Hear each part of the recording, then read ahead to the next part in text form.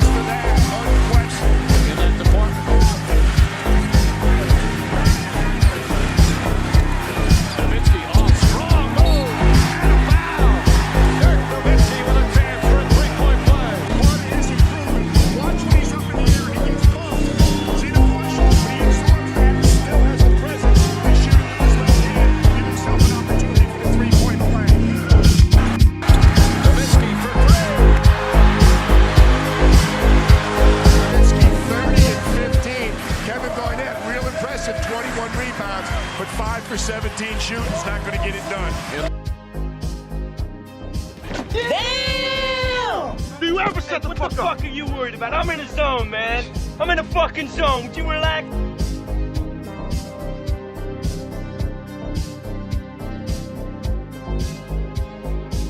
He needs to reinvent himself at all. He just needs to do what he does and do it better. And Danny, he'll be taking on Dirk Nowitzki. This is a Dallas team that statistically was not that successful against Minnesota. They did get the 7-point win in game 1. And here comes Nash. He has 6. Van Exel the other way. The former Los Angeles Laker and Denver Nugget. Nowitzki. He's hot. He's at 2 now. These guys definitely shoot the ball in places where you wouldn't expect them to shoot. Nowitzki has 5 to try to tail inside. Finley's out of the game with 2 fouls. They brought back in now.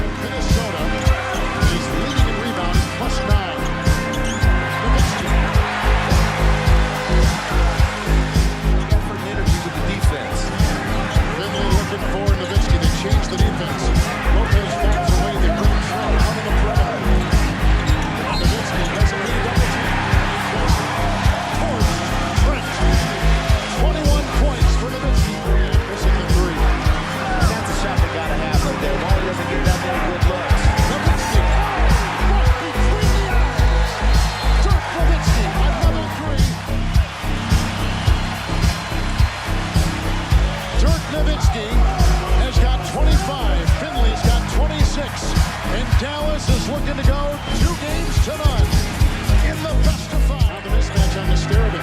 Cross court, they've got Nowitzki, who is guarded by a much smaller Chauncey Billups. Time with them on defense, they should make it work a little bit harder. Nowitzki for 3. One guy spotting up outside of about 17 or 18 feet. Nowitzki is gone. But he did his damage. 31 points and 15 rebounds. So Dirk Nowitzki in 2 games has scored 61 points and grabbed 30 rebounds. Are we gonna get a little competition? Because if not, hey, I want to get a sweat. I got better things to do with my Saturday. You know? Oh, damn. You're goddamn right.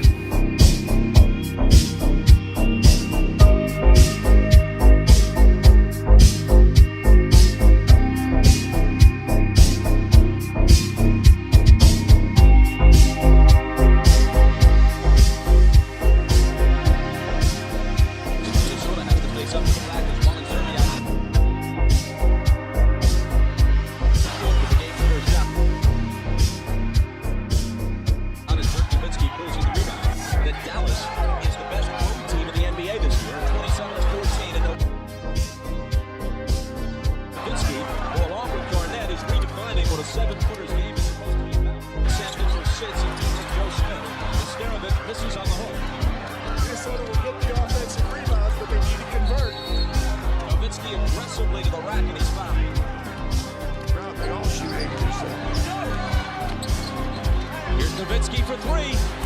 Oh, man. So after Garnett travels, Minnesota's turned it over 3 times. Dallas none. Nowitzki for 3. Count it. It's a rare Dallas turnover. The Mavericks had the fewest turnovers per game of any team in the NBA, and Nowitzki refuses to miss. He's not even hitting the rim. Phillips has averaged 25 through the first 2 games of the series. Nash to Nowitzki.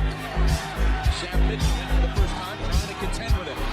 And he has no more luck than anybody else. Well, that one glanced off the rim, Bob. It wasn't a dead switch. As Kevin throws it down. Poor Sam Mitchell. He thinks he's bodying up again.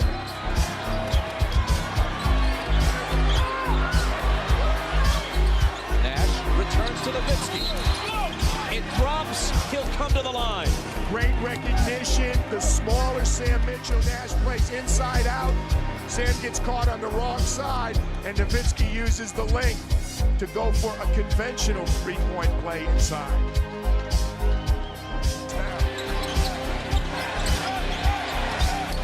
Nowitzki.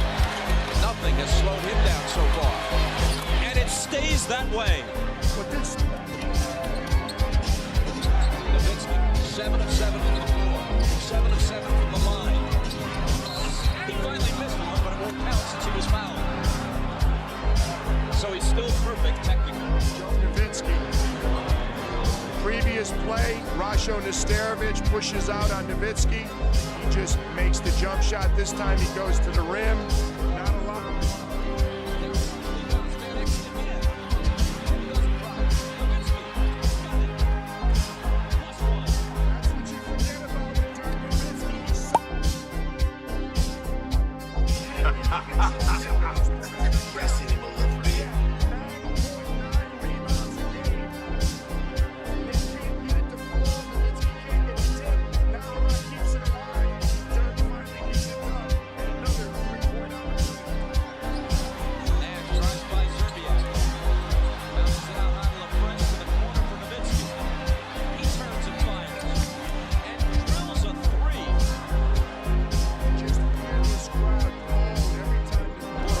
Hasn't scored in the period. Nowitzki puts a stop to that. He had the smaller man Billups on it. Nowitzki. That should do it.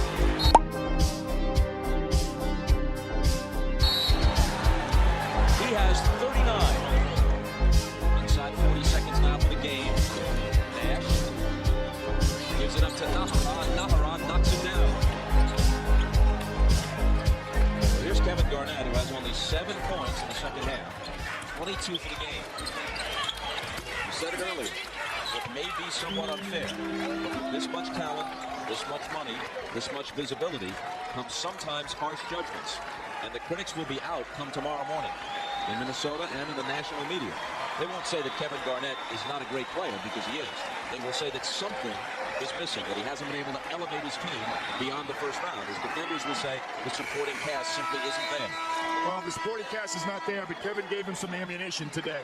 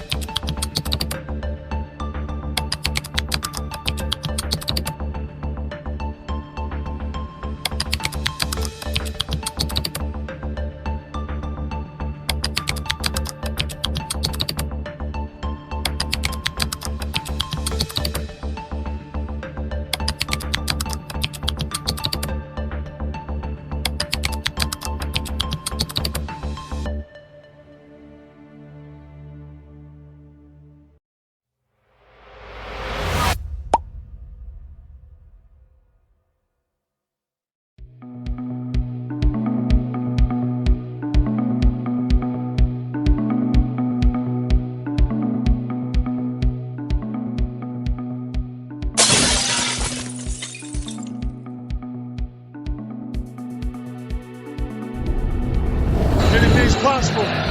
Anything's possible! Rondo gets inside, flips it up, in and out. Garnett the rebound, back up. He's fouled, count it, and one. And the Celtics have come back with it. Shot clock is at 8 for Garnett.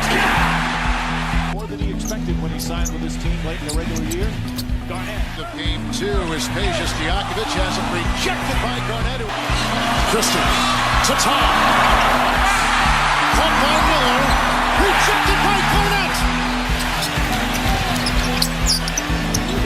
Back to Garnett. Triple team momentarily. Tough shot. It's good. Stojakovic with an offensive rebound and a dish to Christie inside. Garnett knocking it away and finally taking it out. Really been effective. Here's to the basket. Out to Garnett. Good open look for Kevin Garnett.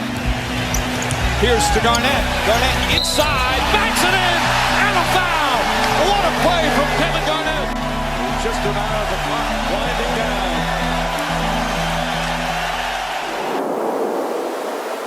Kevin Garnett. Now, me and you have done episodes on Kevin Garnett. If y'all haven't seen it, I'll post a link in the description where y'all can go back and watch the old episodes. We're not going to spend a lot of time on it, but Kevin Garnett ranked number 16 all time. And I'm looking at this list. They basically saying he is the second greatest power forward of all time, which I do not agree with whatsoever. Kevin Garnett, I don't know how his legend has grown since he has retired. Like we didn't see his career. People act like he played in the 30s and the 40s, and it's just some mythical stories about dude, and he just climbing up the rankings. But Kevin Garnett, I don't know, man. Go ahead, bro. You go ahead. Talk about Kevin Garnett. Like you said, we've spoken about Kevin Garnett a few times, or a couple times at least. And I think Kevin Garnett, I think he's one of the most overrated superstars out there. And this is not me saying that he's not a superstar, because he is, but overrated though. If it was like highly overrated. If it was levels to a superstar, if it was actual levels that you can actually like visually see, I would have him at the bottom of the Hall of Fame tier. Because I just never seen a guy who literally, when it became crunch time, had no significance to the play. It was like, go set a pick, go crash the boards. Nothing wrong with that. But typically when you have your superstar, he's involved in the play and you want him to have the ball. And I can't think of any time that Kevin Garnett, where it was like, call the play for Kevin Garnett. I've looked at YouTube videos And when I watched his top 50 highlights, it was like all dunks and blocks. just random stuff. And then you look at the other top 20 players and you watching buzzer beaters, big shots here and there, big plays. Literally, his were alley-oops, dunks, screaming, block shots, and stuff of that nature. And I just don't see that as being a worthy candidate for a top 20 player all time. And I'm looking at it now, they got him the number 2 power forward behind Tim Duncan. And like you said, if Tim Duncan didn't have those championships, they would surely rank Kevin Garnett as the greatest power forward ever. Like, they would. And I don't understand it. I do not understand how this dude legend has grown. Like, Kevin Garnett, I've spoken on this, you have spoken on. He lacked the intangibles in crunch time. To me, he couldn't lead no team nowhere. I know everybody make the excuse. Oh man, he ain't have no help in Minnesota. Man, there was series where he had help and they just lost, man. They lost to the Mavericks because he couldn't stop Dirk. The best defensive player that everybody hang their hat on when they talk about Kevin Garnett, they talk about his defense. And they pretty much, that was his guy. They both play power forward. Dirk not a point guard. They played everybody else on Dirk until they didn't have a choice. Then Kevin Garnett went out there and started getting in foul trouble. The best defensive player, power forward ever, giving up 33 and 16 for the whole series. That's why you lost right there. If he just slowed Dirk down, they could have won that series. But when you giving up 33 and 16, come on now. Okay, so Kevin Garnett, they played the Mavericks. I'm looking at it now. In 2002, the Mavericks swept them 3-0. Dirk averaged 33 points, 16 rebounds, 3 steals, 1 block, 72% from 3, 52% field goal percentage, 89 from the line. Like, completely annihilated Kevin Garnett. Now, if the shoe was on the other foot, everybody would have been saying, man, Dirk ain't don't this, Dirk that. KG destroyed him. People won't even bring that up, how Dirk embarrassed him. And he's supposed to be the defense. That shows you right there that Dirk's offense overcame KG's defense because he easily beat him. And if you look at the score, if he just slowed down Dirk a little bit, they could have won. Or it could have been competitive. You know? I'm looking at people, y'all say, oh man, Kevin Garnett. Oh, the Mavericks had Steve Nash and Finley. Okay, this series here, 2002. Compare the role players' numbers and you'll see what's going on. Chauncey Billups was on the team. Averaged 22 points a game, 45% shooting, 5 boards, 6 assists. Wally Zerbiak, 20 points a game, 7 boards, 2 assists. Bro, you got 2 20-point per game scores. I don't want to hear nothing about no help. Steve Nash didn't average 20. Your ass got swept. Steve Nash didn't average 20. Let's see, Steve Nash, yeah, he did average 20 that year. He averaged 21 and 9. Okay, he averaged 21 and 9. And who was the other player for the Mavericks? Finley averaged 24. Okay, so they pretty much washed out then. They pretty much washed out. They pretty much even out. Now, Dirk outscoring KG by 11. That's the game right there. Yeah, KG, he averaged 24 and 19, 5 assists. And that's good numbers. 42% for a big man is not good. But still, that's good numbers, But you supposed to be able to stop the other guy. You're an all-time great defender. That's what everybody hang their head on. Oh, you're a 12-time all-defensive player. You let your guy score that many points. I remember when Paul Pierce was saying Dirk did something. Then KG was like, man, he called me an N-word. Yeah, and then he said, then Paul Pierce said, no, he didn't. He said Dirk was busting ticket ass. And then he said, he called me the N-word. He said, no, he didn't. He said it in German. And then Paul Pierce said, man, ticket tripping. Take it to the basket. Nowitzki did. 82 Boston by 5. Nowitzki. Into Nowitzki's hands. Davis defending.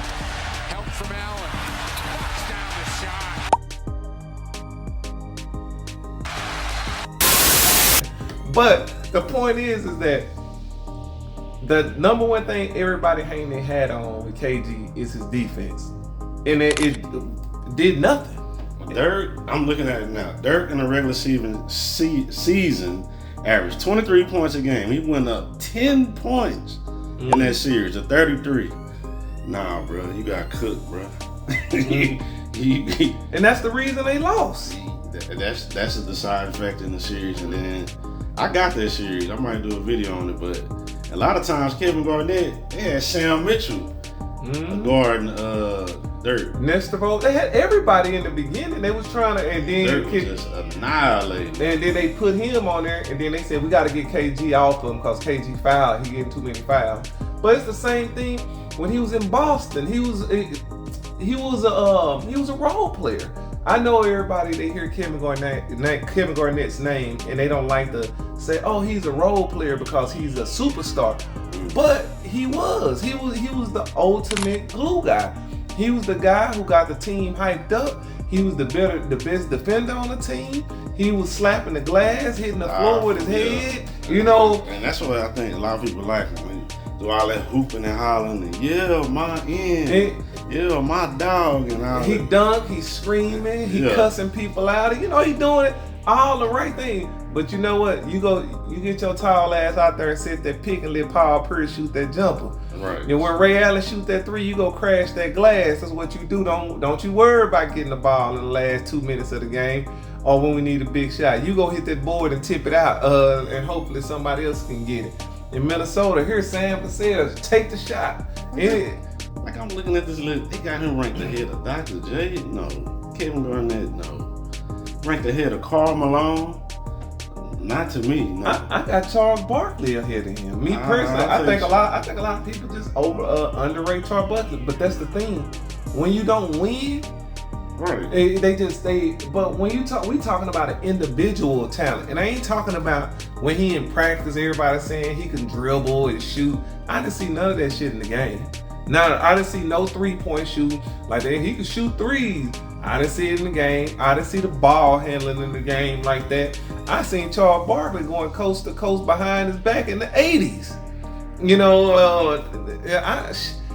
I didn't see anything special during the game. I'm not saying Kevin Garnett couldn't do the stuff that people say he could do, but I watched a lot of Kevin Garnett, and he did not do that stuff in the game. And he was never, when I think of a superstar, I need to be able to get the guy the ball when I need a bucket. I need to be able to say, here, get out the way, stop the bleed, stop the run, we need a shot. And Kevin Garnett was never that guy. And for you to be a top 20 guy ever, I need to be able to get, even the big men, the centers and stuff, people think, nah, you gave Shaq the ball at the end of the game if you needed to. And let him make play. You gave Elijah One the ball at the end of the game if you needed to. You know, Charles Barkley hit shots at the end of the game. Charles Barkley, look, he didn't win no championship, but he led his team to the finals, to deep playoff runs. He had great playoff games and stuff like that. He just didn't win a championship, but if he didn't go against Jordan, he got one. Right, and so I don't know how Kevin Garnett fame and legend, and I get it. A lot of that podcast has helped him. Where people get to see him and hear him talk, and he talk with passion and you know, he stay fired up, and I get it. He the hood nigga hooper. I get it. He's a hood nigga. You know what I'm saying? Hood dudes love him, but Kevin Garnett, no, he lacked the intangibles to me to lead a team. I said, and I'm always saying, Kevin Garnett could not lead a pack of homeless people. Could not lead a pack of homeless people to McDonald's. He was not a leader like that. Dog. And they consider leading as the guy who making the most noise. Right. You know what I mean? Just a lot of rah-rah cheerleader stuff. And he did that. But far as him doing the stuff that the other greats done, hitting big shots, making big plays, that wasn't him. No. As I've told you many times, and people might be an unpopular opinion, his game is closer, and his clutch ability is closer to Chris Webber than it is to Dirk. But again, Chris Webber never won anything. If Chris Webber won a championship, they will boost him up another 20 spots if he just won one. You know, Kevin Garnett is the only player I think that could have not won a championship and it wouldn't have impacted his legacy. I agree. You know? I don't know, man, why this dude, but that's that, man, on Kevin Garnett. Kevin Garnett being ranked 16 all time is some BS. That's crazy, man. Kevin Garnett is not the second greatest power forward of all time. I'm sorry. I know he the hood nigga hooper. I get it. But nah, man.